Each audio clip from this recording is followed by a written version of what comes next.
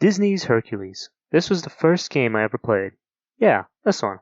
Not Pokemon, not Super Mario. Hercules.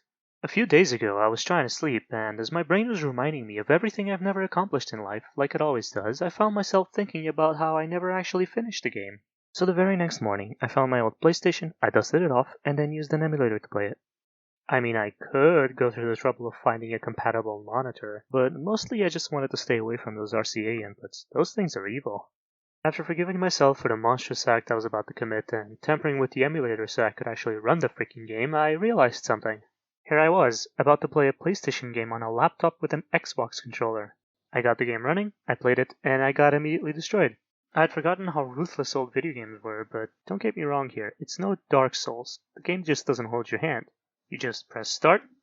Welcome to the game, have fun. Hey, have some 3D birds on the house. Try not to think too hard on why there are 3D birds in this 2D game. Okay, see ya. And then a goatman cheers at you from the background, which makes you wonder if they could have picked a more perfect actor to play a middle-aged dwarf goat person. I can never tell these two apart. Anyway, where was I? Right, 3D birds. They're the main reason why the game's so annoying, by the way. They're definitely on my top 5 most obnoxious enemies of all time, right next to Zubats and those goddamn faces from Super Mario Bros. 2.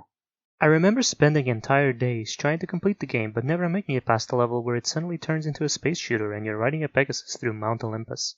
The game is incredibly short, which surprised me at first. I finished this in a little over an hour. This would have been impossible for me as a child.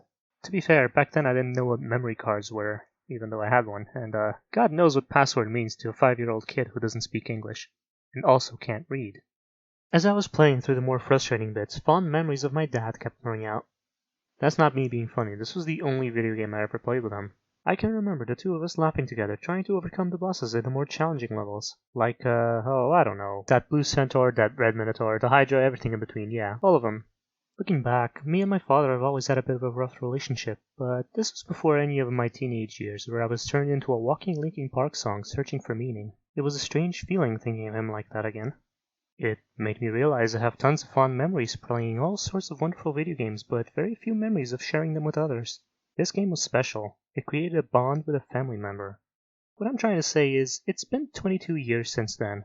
A lot of people my age are parents now, and while I personally haven't had the experience of being a parent, I wonder if any of you watching have kids, and if so, do you play video games with them? What's that like? Must be something out of this world.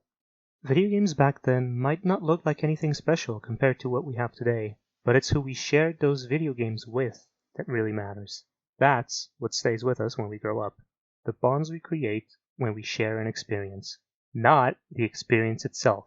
So go out there and play video games with someone you care about or something. Just don't play this one. Stay healthy, everyone.